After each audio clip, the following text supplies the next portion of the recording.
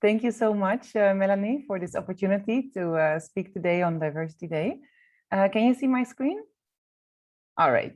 Yeah. So yes, like Melanie just said, I'll be presenting the research that my research team and I did on the role of selection for university health professions education programs, and how we have shown that selection has led to an increased inequality of opportunity and a decreased student diversity. The research was done together with this research team, several of whom are also my PhD supervisors, amongst whom Anouk, Rashmi, Gerda, and Jan Hindrik. And first of all, let me give you a bit of a background of our study. Research has shown extensively that diversity is essential for good quality in health education and care. Amongst health professions education students, so with health professions education, we mean studies like medicine, pharmacy, dentistry, clinical technology, and other programs. Diversity amongst these students leads to a better preparation for their role as a medical professional in a diverse society. And research has also shown that it leads to improved educational experiences for all students. And amongst healthcare professionals, diversity leads to increased patient satisfaction and improved communication between patient and professional, improved culturally sensitive care, and improved research of so-called minority diseases. But even though diversity is so essential for good healthcare, concerns have existed for a while about the possible inequality of opportunity in the selection-based admission system that we use currently. Because in the past, in the Netherlands, we used weighted lottery for admission into health professions education, but gradually we transitioned to the situation in which we are now, which is a situation of 100% selection. So what we did is to try and answer the following research questions. First, which demographic variables were associated with becoming a health professions education student during the change in admissions procedures from lottery to selection? And also we wanted to know where in the route to a university health professions education program is the level of student diversity affected. So we designed a retrospective multi-cohort study with microdata from Statistics Netherlands of 3 age cohorts of all the 16-year-olds that were registered in the Netherlands on October 1st of 2008, 2012, and 2015. So we had 3 cohorts with in total more than 600,000 students. Then we looked at which of these students was eligible in theory for a health professions education program because they were enrolled in the science-focused pre-university profile. For the Dutch people here, VWO met een natuurprofiel. And then we looked at who applied for one of these programs. So for medicine, dentistry, pharmacy, or clinical technology. And the first cohort, when they left high school or when they were in the situation of applying, in the last year of high school, they were facing a situation of primarily weighted lottery. And depending on the university and the program, between 0 and 50% selection.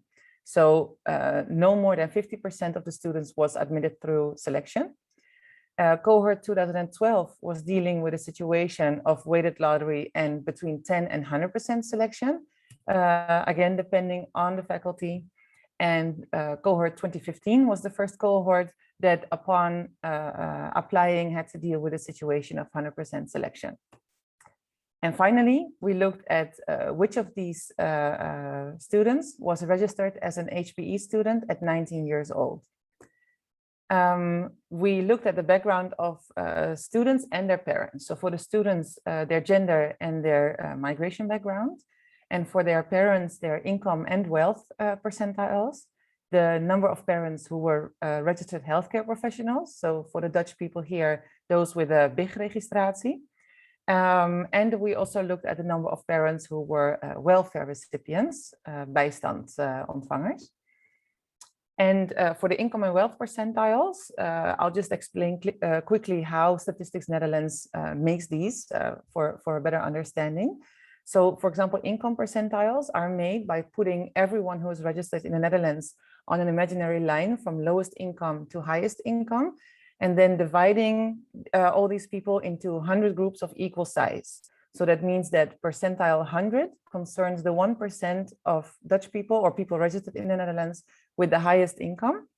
And in our analyses, we checked whether students had at least one parent in the top 10 decile. So in where parents had an income that was between percentile 91 and 100.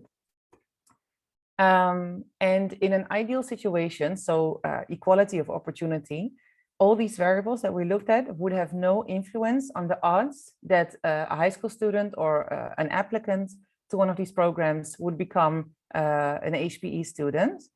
But what we saw in our multivariable logistic regression models is that there was no equality of opportunity. So what we saw was that in the first cohort, so where there was at a maximum of 50% selection, that female applicants and those with at least one parent in the top 10 wealth decile, so the most wealthy group of people in the Netherlands, they had higher odds of being admitted. In cohort 2012, it was again women who had higher odds of being admitted, then and people from the top 10 income family backgrounds. But additionally, people who had at least one parent on social welfare had lower odds, and applicants with a migration background also had significantly lower odds. And then in 2015, so the first year in which they were dealing with 100% selection, we saw that for the first time, it mattered whether your parents were registered healthcare professionals. And that is not surprising because we have seen that a lot of programs looked at previous experience in healthcare, for example, volunteering or other ways of having previous experience in healthcare that you could, put in your CV, for example, or that you could talk about in an interview. It seems that if you have parents who already work as a healthcare professional, it may be easier to prepare for these selection procedures and the elements that they look at in a better way. Women still had higher odds of admission. People with at least one parent in the top 10 wealth decile also still had higher odds. And what we saw that was, again, people with a migration background had significantly lower odds to be admitted. And we did additional analyses, and that could not be explained by socioeconomic status. So we also wanted to see where in the route to a university HPE program is the level of student diversity affected. And what we saw was that we lose most diversity actually in the step towards gaining admission into the pre-university track in high school, so VWO, where people with a migration background are significantly underrepresented, those with at least one parent on social welfare as well, and children of parents with a lower income and wealth background in general. So they were all significantly underrepresented at the pre-university track, which means that the potential applicant pool for these programs is already not representative of the patient population or their peers as a whole. Then we saw that in the step towards applying for an HPE program, we saw that men apply in much lower rates. So they are about 50% of the 16-year-olds, but their percentage or their proportion in the applicant pool is around 30%. And we also see that people who don't have parents who are registered healthcare professionals are also significantly underrepresented. And then lastly, it's the groups that I've just discussed who have lower odds, which is the people without parents in the health professions, men, people with a migration background, and those from the lower wealth backgrounds. So the implications of this study are that, first of all, in primary and secondary education, a lot needs to be done to remove the barriers in the transition to pre-university education. That will take, of course, a very long time to address this issue. And universities and selection committees can do more to recruit a representative applicant pool, for example, through targeted recruitment efforts. But also they could do more to select a representative student population through equitable admissions policies, such as widening access policies. However, such equitable admissions policies are currently not yet legal in the Netherlands. So universities are not permitted to specifically select students partly on the basis of their background. So that is why currently we are doing, my team and I, we are executing a support-based research into the potential widening access policies and target groups for the Netherlands. So we investigate the level of societal and institutional support for policies to address the problem that our research has indicated exists. And in that, we have used the research that I just presented. We combined it with other research and interviews with international experts in the area of widening access to create evidence reports and proposals, which we have sent to a very large and diverse group of experts and stakeholders. And they rate how suitable they find each policy and each target group for the context of the Netherlands. And then the end goal is to write a recommendations report for policy and target groups for which there is sufficient and broad support, both in amongst all the faculties that participate, but also the societal stakeholders. And we hope that with that, in the future, legal adaptations become possible so that universities will be allowed in the future to select a student population which is representative for the population as a whole, and to also have admissions policies which are inclusive to everyone, including those who have been disadvantaged on the road towards university. So I'll just mention shortly the 4 types of widening access policy that we propose. First, contextualized admissions, which means that you put the achievement of the applicant in the context in which those achievements were gained. So, for example, the socioeconomic status of an applicant, or maybe they have a refugee background, or maybe they come from a region where almost nobody goes to university. And this is a method which is used internationally very commonly, but is currently not yet allowed in the Netherlands.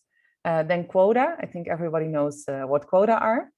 Then bonded medical places, which is a system used in Australia to address healthcare deficits in primarily rural areas. And with that, an applicant can choose to sign an agreement that in exchange for a guaranteed place in the program, they promise that after graduation, they serve an X number of years in an area with deficits. In terms of university educated healthcare professionals. And lastly, lottery with extra tickets for widening access target groups. And then we have proposed 10 possible widening access target groups. The first 2 primarily deal with the region where someone comes from. So, for example, a region with a low participation rate in university education, or regions with a shortage of health professionals.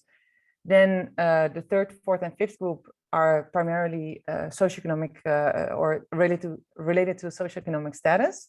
So in terms of whether maybe your parents are college or university educated or not, or if you have parents on social welfare. Then the 6th group is applicants whose parents are not registered healthcare professionals. And finally, we have also proposed applicants with an underrepresented migration background, applicants with a recent refugee background or status holders, men, and applicants with a visible or invisible disability. So, as I said, we work with a large group of experts and stakeholders, and they fill out this form that you see here, where they give their rating on a scale from 1 to 9 for each type of policy and each type or each target group. And with that, we hope to finish this recommendations report by the end of the year. that is in short what we are doing now. So thank you very much for your attention, and I'll be happy to answer any questions you may have after the presentation of the third speaker. So thank you very much.